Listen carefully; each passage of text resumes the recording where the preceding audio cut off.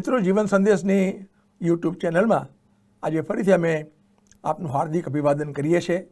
આજે પણ આપ અમારી સાથે આ સત્સંગમાં જોડાયા છો, એથી અમને ઘણો આનંદ છે. હું ચોક્કસ માનું છું આ યુટ્યુબ ચેનલ દ્વારા એમાં મળતા શિક્ષણ દ્વારા આપને અવશ્ય લાભ થયો હશે, ઉત્તેજન મળ્યું હશે, તમારા જીવનમાં ચોક્કસ માર્ગદર્શન પણ પ્રાપ્ત થયું હશે. આપણે અત્યારે યુગલ સમૃદ્ધિ શિક્ષણ અથવા તો લગ્ન જીવનમાં સમૃદ્ધ કેવી રીતે થવું એના સંબંધી પવિત્ર શાસ્ત્ર બાઇબલ આધારિત શિક્ષણમાં આપણે આગળ વધી રહ્યા છે.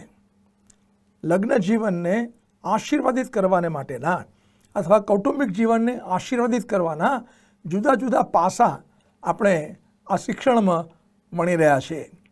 અને આજનો આપણો જે વિષય છે એ છે વાણી વ્યવહાર, વાતચીત.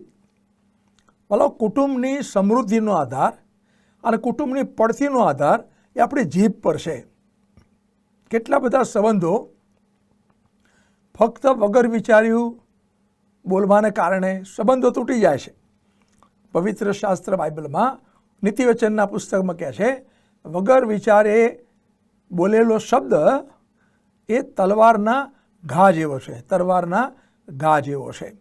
એટલા માટે આપણી વાતચીત, આપણો વાણી વ્યવહાર એ આપણા સંબંધોની સાંકળને સુદૃઢ કરે છે.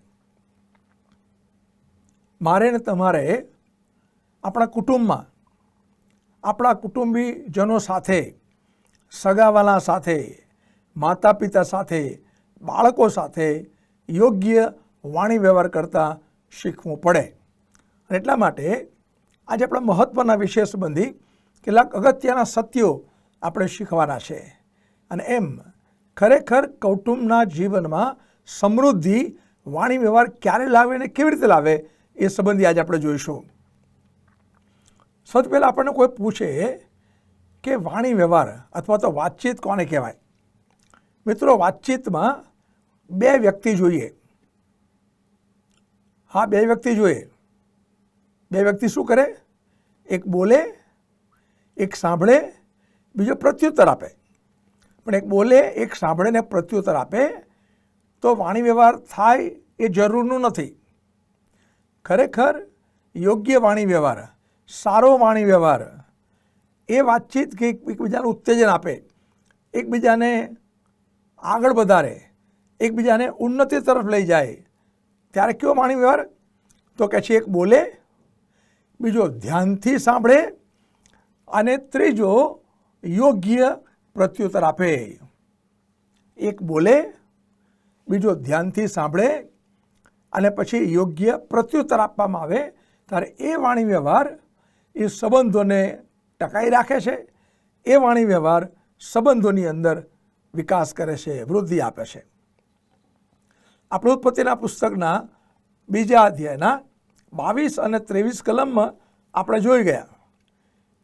જ્યારે ઈશ્વરે આદમને માટે હવાને ઉત્પન્ન કરી, એક પુરુષને માટે એક સ્ત્રીને ઉત્પન્ન કરી, અને આ જીવતા ઈશ્વર આ હવાને બનાવીને, આ સ્ત્રીને બનાવીને જ્યારે પુરુષની પાસે લાવે છે ત્યારે શું થયું? ત્યાં આ પ્રમાણે લખ્યું છે 22મી કલમ અને 23મી કલમ. ત્યાં એમ કહે છે 22મી કલમમાં,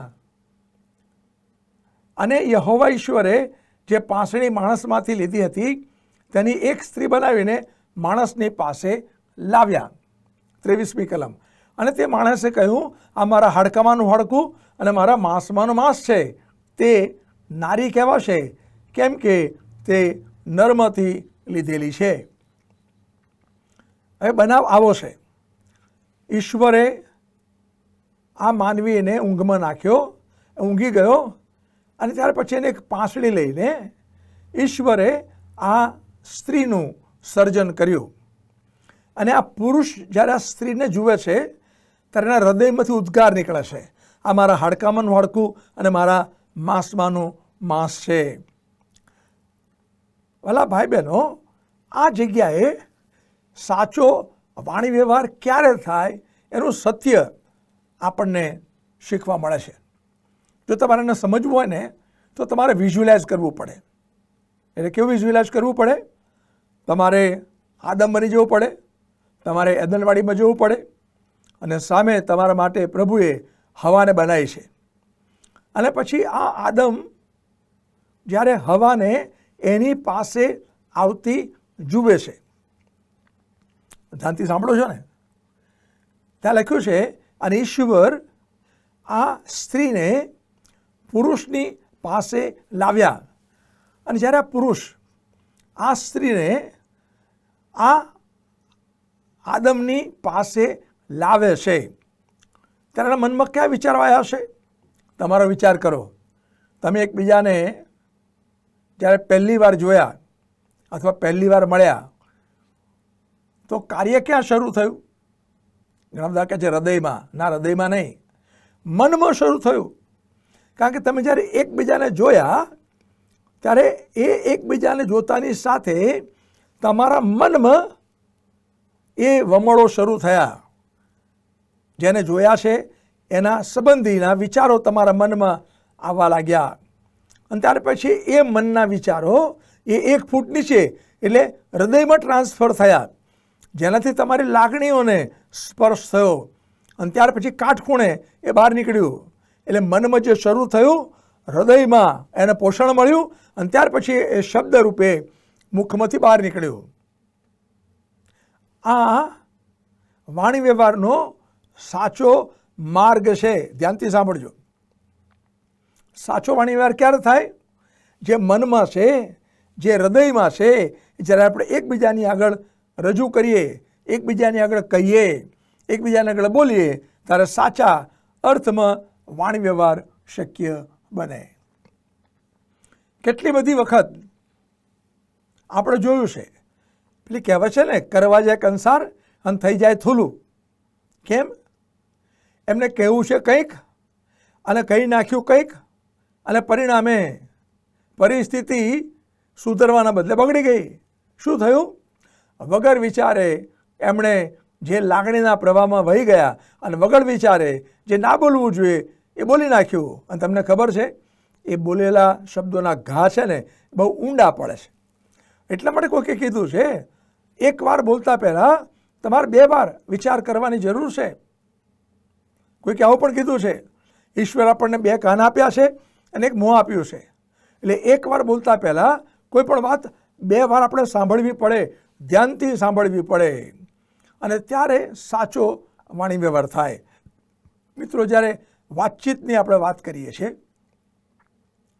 ત્યારે વાતચીતની અંદર આપણું મન, આપણું હૃદય અને આપણી જીભ એ 3નો તાલમેલ થવો જોઈએ. જો 3 સિંક્રોનાઇઝ ના થાય, એમનો તાલમેલ ના થાય તો ઘણી વખત વગર વિચાર આપણે બોલી નાખીએ અને સંબંધો એ બગડી જાય. એમ કહેવાય છે કે વાતચીતની અંદર 2 વ્યક્તિ જ્યારે વાતચીત કરતી હોય, વાણી વ્યવહાર કરતી હોય, ત્યારે એમાં 55% જે ભાગ છે એ શબ્દ વગરનો સંદેશો છે. આ વાણી વ્યવહારનો 55% ભાગ એ કોઈ પણ શબ્દ બોલ્યા વગર રજૂ કરવામાં આવે છે. 38% એ અવાજની જે માત્રા છે, કયા ટોનમાં તમે બોલો છો એ પ્રગટ કરે છે. અને મૂળ સંદેશો ફક્ત 7% જ હોય છે. ફરી કહું તમને, 2 વ્યક્તિ જ્યારે એકબીજા સાથે વાતચીત કરે ને ત્યારે એમાં 55% ભાગ એ શબ્દ વગરનો સંદેશો હોય છે. એનો અર્થ એમાં શબ્દો નથી, માત્ર બોડી લેંગ્વેજથી તમે એકબીજા આગળ કોમ્યુનિકેટ કરો છો. આપણી બોડી લેંગ્વેજ એ બહુ મહત્ત્વની છે. અને ત્યાર પછી તમે જે ટોનમાં બોલો છો એ 38% એ રજૂ કરે છે અને મૂળ સંદેશો એ માત્ર 7% હોય છે. આનો અર્થ આ થયો, જે આપણે એકબીજા સાથે વાતચીત કરીએ, પતિ પત્ની સાથે વાત કરે કે માતા પિતા બાળકો સાથે વાત કરે કે પછી માતા પિતા સગાવાલા સાથે વાત કરે, તો આપણે કાળજી રાખવાની જરૂર છે. આપણી બોડી લેંગ્વેજ એ વ્યવસ્થિત હોવી જોઈએ. આપણા શરીરના હાવભાવ, આપણા હાથના હાવભાવ, આપણી આંખોના હાવભાવ એ વ્યવસ્થિત હોવા જોઈએ. કારણ કે એ સાચો સંદેશો બીજા આગળ રજૂ કરે છે. અને આપણે જે બોલીએ છીએ એ કયા ટોનમાં બોલીએ છીએ એ પણ મહત્ત્વનું છે. કારણ કે ત્યારે સાચા અર્થમાં સાચો વાણી વ્યવહાર થાય છે. હવે શબ્દ વગરનો વાણી વ્યવહાર એટલે શું? હું તમને સમજાવું, ધ્યાનથી સાંભળજો. રોજ તો પતિ પત્ની એકબીજાને બહુ વ્હાલથી ગુડ બાય કહીને એકબીજાથી છૂટા પડે છે. પતિ નોકરી પર જતા હોય તો ગુડ બાય કહીને છૂટા પડે છે. બાળકો સ્કૂલે જતા હોય તો માતા પિતાને બહુ પ્રેમથી ગુડ બાય કહીને છૂટા પડે છે. પણ એક દિવસે કંઈક એવું બન્યું છે કે જ્યાં સંઘર્ષ થયો છે, પતિ પત્ની વચ્ચે કંઈક તકલીફ થઈ છે, માતા પિતાના બાળકોની વચ્ચે કંઈક તકલીફ થઈ છે. તો એ દિવસે સવારે પતિ ઓફિસ જતી વખતે ગુડ બાય કહેવાના બદલે જોરથી બારણું પછાડીને જાય છે.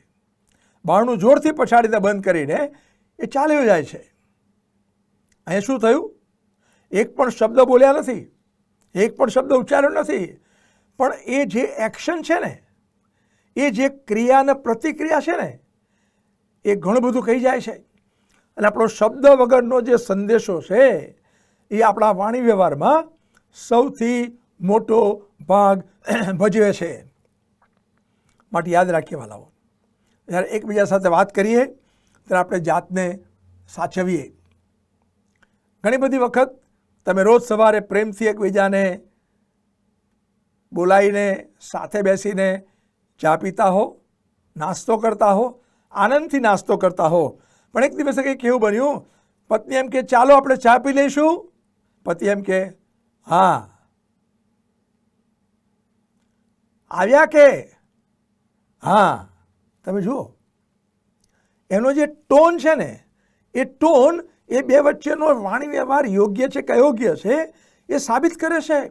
અને આવું લાંબુ ચાલે ને તો એ સંબંધોમાં ખારાશ આવી જાય છે. આશા રાખું તમે સમજી શક્યા હશો.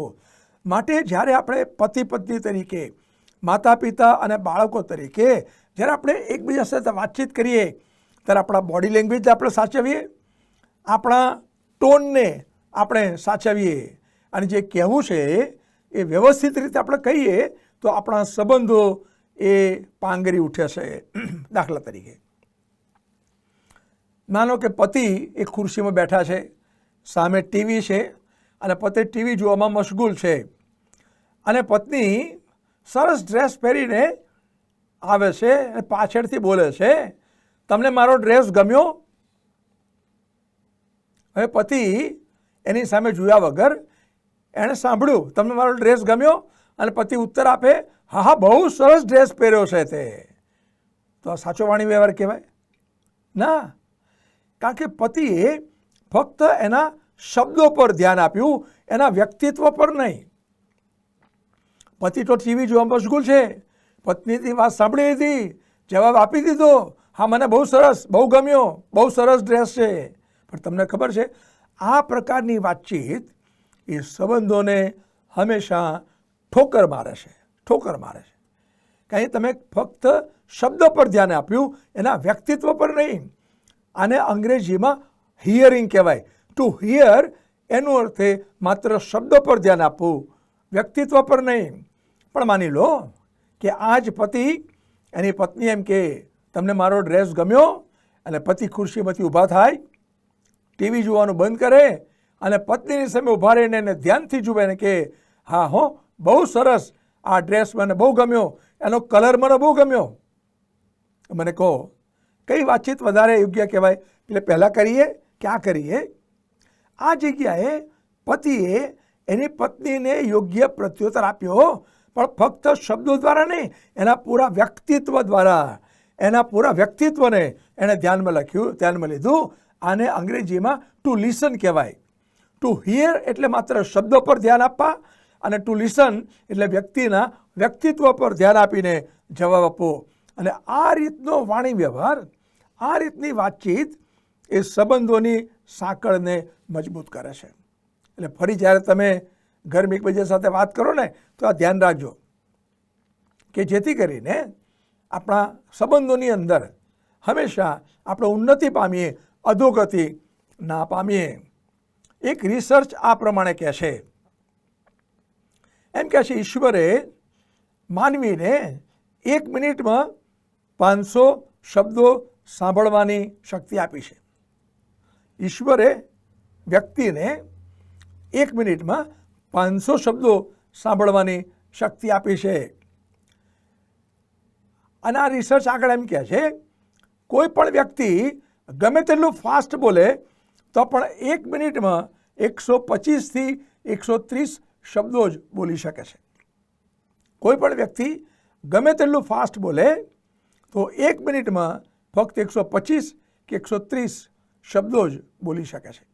હવે મને કહો, ઈશ્વરે મને અને તમને કઈ શક્તિ વધારે આપી છે? સાંભળવાની કે બોલવાની? બહુ સ્વાભાવિક છે ને, સાંભળવાની. બોલવાની ઓછી આપી છે, પણ આપણે ઊંધું કરીએ છીએ. આપણે સાંભળીએ છીએ ઓછું અને બોલ વધારે કરીએ છીએ. અને એટલા માટે ઘણી બધી વખત સંબંધોનો જે વિકાસ થવો જોઈએ ને, એ વિકાસ રૂંધાઈ જાય છે. અને આપણે એકબીજાનું સારું સાંભળીએ, ધ્યાનથી સાંભળીએ, પૂરા વ્યક્તિત્વને ધ્યાનમાં રાખીને સાંભળીએ તો આપણી વચ્ચેના સંબંધોની સાંકળ એ મજબૂત થશે. માટે વાલાઓ, આપણા જીવનમાં આપણે કેવી રીતે બીજાનું સાંભળીએ છીએ એની ઉપર આપણા સંબંધોના વિકાસનો આધાર રહેલો છે. બીજી વાત પણ કહું, આપણે એકબીજાનું કેવી રીતે સાંભળીએ છીએ એની ઉપર આપણા સંબંધોની અધોગતિનો પણ આધાર રહેલો છે. કોઈક એવું કીધું છે, આપણે કોઈનું સાંભળવું હોય ને તો આખા શરીરને આપણે એમાં ઇન્વોલ્વ કરવું પડે. ફરી તમને કહું, આપણે કોઈનું સાંભળવું હોય તો આપણા આખા શરીરના દરેક અવયવોને આપણે એમાં સામેલ કરવા પડે. દાખલા તરીકે કોઈ તમારી સાથે વાત કરી રહ્યું છે અને તમે ફાંફા મારો, ઉપર જુઓ, નીચે જુઓ, આજુબાજુ જુઓ, તો ચાલે? ના ચાલે ને. એ તમારી વચ્ચે પ્રોપર કોમ્યુનિકેશન ના થાય.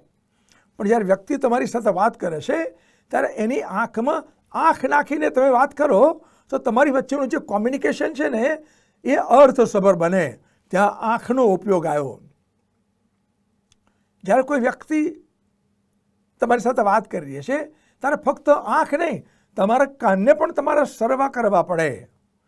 આંખ અને કાન બંનેને તમારે સરવા કરવા પડે અને તો જ તમારા વાણી વ્યવહારમાં પરિપક્વતા આવે.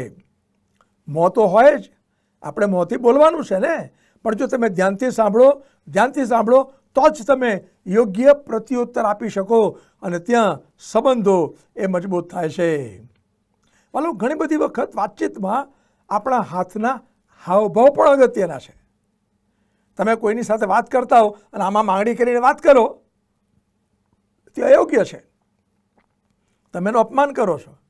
તમે કોઈની સામે આંગળી સીધીને વાત કરો એ યોગ્ય પોસ્ચર નથી. તમે તમારા હાથનો ઉપયોગ એની વાતને તમે સાંભળો છો, એની વાતમાં સંમત થાય છો, એ કરવાને માટે તમારા હાથનો તમે ઉપયોગ કરી શકો. આપણા પગનો પણ ઉપયોગ કરવો જોઈએ. ઘણી બધી વખત આપણે પેલા પૂતળાની જેમ બેસી જઈએ ને તો બે વ્યક્તિ વચ્ચે જે વાતચીત છે ને એ નબળી પડી જાય. માટે આપણા હાથ, આપણા પગ, આપણું શરીર, આપણા શરીરના હાવભાવ, આપણું મગજ, આપણું હૃદય, આ બધું વાતચીતમાં આપણે સામેલ કરવું પડે. બે જણા વાત કરતા હોય પણ મગજ બંધ હોય તો આવું થાય. કેટલીક વાર તમને કહું, ધ્યાનથી સાંભળજો. મારે ઘણી વાર આવું થાય છે. પતિ પત્ની સામસામે બેઠા છે અને પત્ની એની વાત બોલે જ જાય છે. અગત્યની વાત છે, કહેતી જાય છે અને પછી પત્ની વચ્ચે પૂછે છે તો પછી આપણે હવે શું કરીશું? અને પતિ કે હે શું કહ્યું?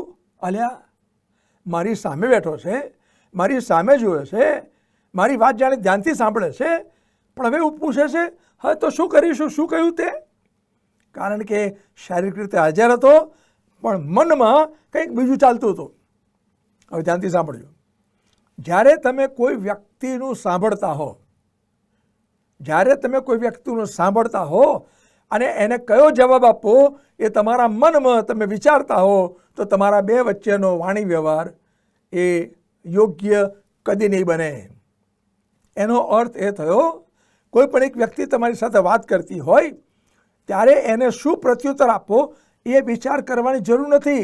આપણા મનને થોડો વખત એ વાત પર કોન્સન્ટ્રેટ કરવાની જરૂર છે.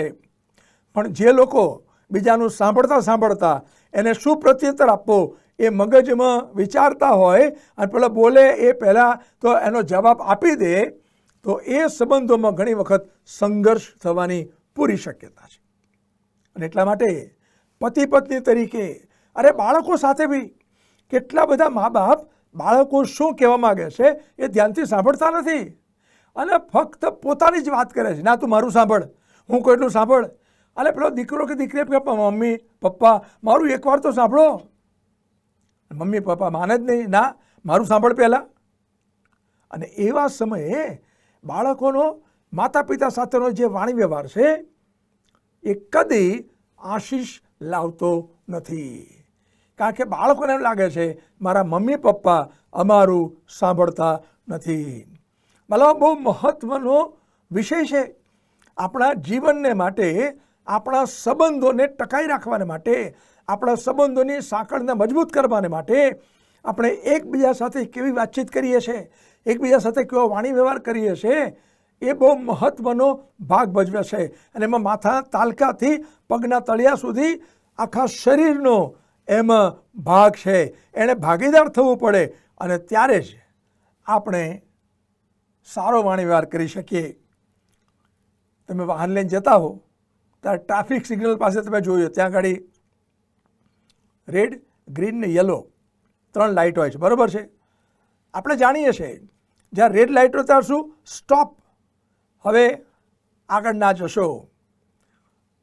યલો લાઇટ થાય ત્યારે સ્ટોપ, લુક એન્ડ ગો, ધ્યાન રાખો, આજુબાજુ જુઓ. અને ગ્રીન લાઇટ થાય એટલે જાઓ. આપણા સાંભળવામાં આ 3 લાઇટ જોઈએ. સૌથી પહેલી રેડ લાઇટ, એનો અર્થ એ સ્ટોપ. જ્યારે કોઈ વ્યક્તિ વાત કરતી હોય ત્યારે તમારી બધી પ્રવૃત્તિઓ બંધ કરી દો. કેટલાક લોકોનું સાંભળતા સાંભળતા પેન સાથે રમતા હોય, પેન્સિલ સાથે રમતા હોય, કોઈ નાના બોલ સાથે રમતા હોય. ના ના, એ બધી એક્ટિવિટી બંધ કરી દો. તમારું 100% કોન્સન્ટ્રેશન, તમારું 100% કોન્સન્ટ્રેશન એ ફક્ત વ્યક્તિની વાત સાંભળવા પર રાખો. તો આપણો વાણી વ્યવહાર એ અસરકારક બને છે. ત્યાર પછીથી જુઓ, એ વ્યક્તિની સામે જુઓ અને ધ્યાનથી સાંભળો. અને સાંભળતા સાંભળતા કયા કયા મુદ્દા અગત્યના છે જે તમારે જેનો પ્રત્યુત્તર આપવાનો છે એ તમારી સાથે રાખો. અને ત્યાર પછી તમે એકબીજાની સાથે કનેક્ટ થાઓ, એકબીજાની સાથે જોડાઓ. ત્યારે આપણો વાણી વ્યવહાર એ અસરકારક બને છે. આપણો વાણી વ્યવહાર આપણને ઉત્તેજન આપે છે, ઉન્નતિ તરફ લઈ જાય છે અને એકબીજાના સંબંધોને ગાઢ અને મજબૂત બનાવે છે. વાલો, આ છે ને સાંભળવાની કળા છે જે આપણે શીખવી પડે. હું તમને કહું, મોટે ભાગે આપણો વાણી વ્યવહાર કેવો હશે હું તમને સમજાવું. સાંજે પતિ નોકરી પરથી આવે, પત્ની નોકરી પરથી આવે, બંને કામ કરતા હોય અને આવીને ઘરમાં ભેગા થાય. ત્યાર પછીથી પતિ એના ઓફિસની વાત કરે, મારા ઓફિસમાં આવું થયું, તેવું થયું, મારા બોસે આવું કીધું. પત્ની એના ઓફિસની વાત કરે, અમારી ઓફિસમાં આ થયું, આ થયું, આ થયું. મારો કે પત્ની ઓફિસ નોકરી ના કરતી હોય, ગૃહિણી હોય અને પતિ આવે તો પત્ની આખા દિવસ દરમિયાન આડોશ પાડોશમાં શું થયું, મમ્મીએ શું કીધું, બાળકોએ શું કર્યું, એ બધી વાતચીત કરે. વાત સાચી ખોટી? મોટાભાગનો સમય આવી વાત કરવામાં ચાલ્યો જાય અને પછીથી ચાલો જમી લઈએ, ભોજન તૈયાર છે, ટીવી ચાલુ છે અને પછી ટીવીના અંદર આપણે ઘૂસી જઈએ. આપણો હાથ ઓટોમેટિક કામ કરે, કોળીઓ લઈને મોંમાં મૂકે, આપણું ધ્યાન તો ટીવીમાં છે.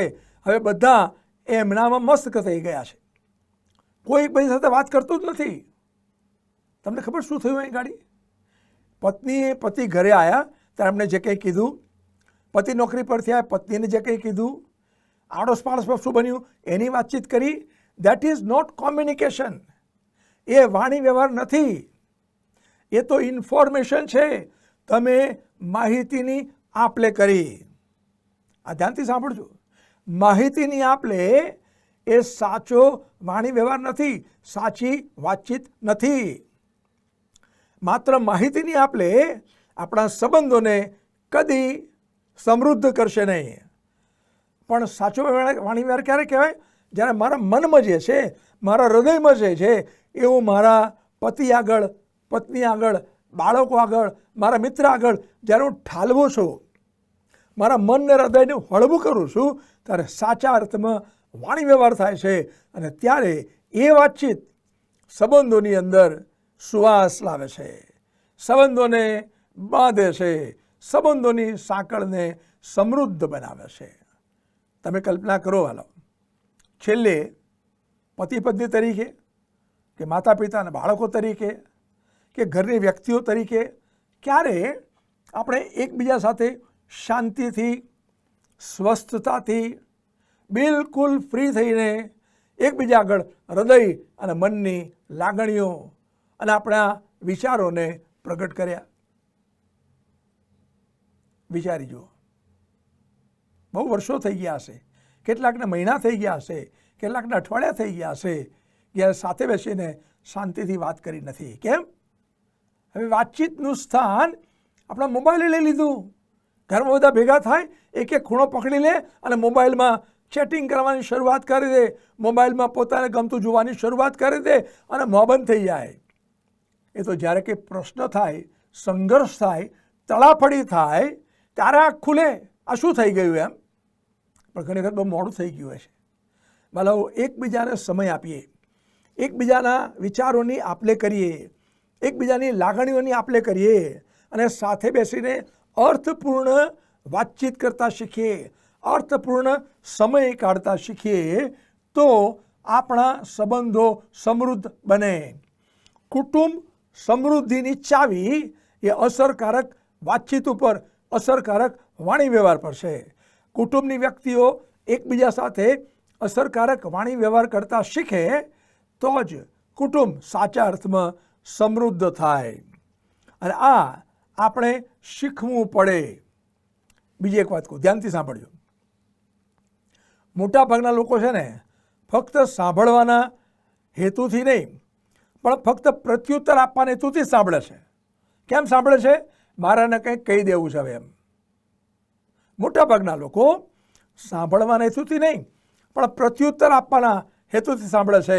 કાં તો બોલતા હોય છે, કાં તો બોલવાની તૈયારી કરતા હોય છે. મિત્રો, બે વ્યક્તિઓ જ્યારે વાતચીત કરતી હોય ને ત્યારે જુદી જુદી રીતે, જુદા જુદા સ્તર પર એ લોકો સાંભળતા હોય છે.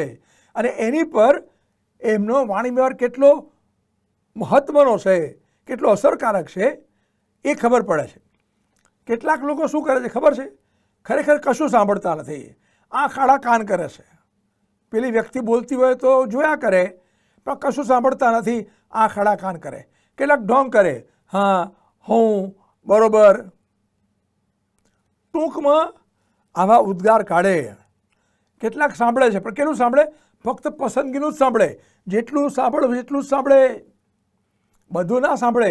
એમને જે સાંભળવું છે જ સાંભળે. કેટલાક લોકો સાંભળતા સાંભળતા શબ્દો પકડી લે, શબ્દ પર ધ્યાન આપે. તમે તો આવું કીધું હતું, પણ એ શબ્દ કયા સંદર્ભમાં વાપર્યો, કયા સંજોગોમાં વાપર્યો એ ના જુએ, શબ્દ પકડી લે. અને જો શબ્દ પકડીને એકબીજા સાથે વાતચીત કરે ને, એમની વાતચીતમાં કદી રાગ આવે નહીં. પણ હલો, જે આપણે વાતચીત કરીએ ને, કેવી રીતે સાંભળવાનું? આપણે પૂરા વ્યક્તિત્વથી લાગણીસભર રીતે સમજવાના હેતુસર સાંભળવાની જરૂર છે. બીજી વ્યક્તિ ખરેખર શું કહેવા માગે છે તે તેના દૃષ્ટિકોણથી આપણે સાંભળવાની જરૂર છે. ફરી તમને કહું, ખરેખર સાંભળવું કોને કહેવાય? બીજી વ્યક્તિ શું કહેવા માગે છે તે તેના દૃષ્ટિકોણથી આપણે સાંભળીએ ત્યારે સાચા અર્થમાં આપણે બીજી વ્યક્તિનું સાંભળીએ છીએ અને આપણી વાતચીત, આપણો વાણી વ્યવહાર એ અર્થપૂર્ણ બને છે, આશીર્વાદિત બને છે. હું આશા રાખું છું કે આજની આપણી આ જે વાત છે ને એ તમને અવશ્ય માર્ગદર્શન આપશે. હવે ફરી જ્યારે તમે પતિ પત્ની તરીકે બેઠા હો, માતા પિતાના બાળકો તરીકે બેઠા હો, અથવા તમારા કુટુંબમાં બીજી વ્યક્તિઓ સાથે બેઠા હો, ત્યારે વાલો યાદ રાખજો, તમારા વાતચીતમાં તમે પૂરા વ્યક્તિત્વથી એકબીજાનું સાંભળો, એકબીજાની આંખમાં આંખ નાખીને સાંભળો. આઈ કોન્ટેક્ટ બહુ મહત્ત્વનું છે. તમે જે સાંભળો છો એમાં તમે અર્થપૂર્ણ રીતે સામેલ થાવ. ખરેખર એ વ્યક્તિના પ્રત્યે તમારી જે લાગણી છે એ લાગણીને એમાં ઇન્વોલ્વ કરો અને એ રીતે તમે સાંભળો. તમે સાંભળો છો એવું સામેની વ્યક્તિને લાગવું જોઈએ. જો સામેની વ્યક્તિને ના લાગે, એમ લાગે કે તો ફાંફા મારે છે, તો તમારી વચ્ચેનો સંબંધ ત્યાંથી તૂટવાની શરૂઆત થાય છે. તમે જ્યારે સાંભળો છો ત્યારે ધ્યાન રાખજો, તમારા હાવભાવને તમે કંટ્રોલ કરો, તમારા હાવભાવને તમે અંકુશમાં રાખો. યોગ્ય હાવભાવ સાથે સાંભળો. જ્યારે તમે સાંભળો છો કોઈનું, ત્યારે એના પ્રત્યેની પૂરી લાગણી સાથે સાંભળો. તમે એની પર પ્રેમ કરો છો માટે તમે તેનું સાંભળો. અને જ્યારે આ રીતે આપણે સાંભળતા શીખીએ છીએ ત્યારે આપણા શબ્દો એ હંમેશા બીજાને માટે ઉત્તેજનદાયક બને છે. આપણા શબ્દો બીજાને માટે ઉન્નતિકારક બને છે. આશા રાખું છું આજનો આપણો આ વિષય આપણા સમય મર્યાદામાં આપણે એને શીખવાના માટે પ્રયત્ન કર્યો. અને આજે આપણે જે શીખ્યા, આપણે જે સમજ્યા, એને આપણા જીવનમાં અમલમાં ઉતારીએ. કારણ કે આપણી વાણી, આપણો વાણી વ્યવહાર, આપણી વાતચીત એ સંબંધોની સમૃદ્ધિની ચાવી છે. અને આપણા સંબંધો આપણે સમૃદ્ધ રાખવા હોય તો એકબીજા સાથે આપણે અર્થપૂર્ણ, લાગણીસભર વાતચીત, વાણી વ્યવહાર કરતાં શીખવું પડે.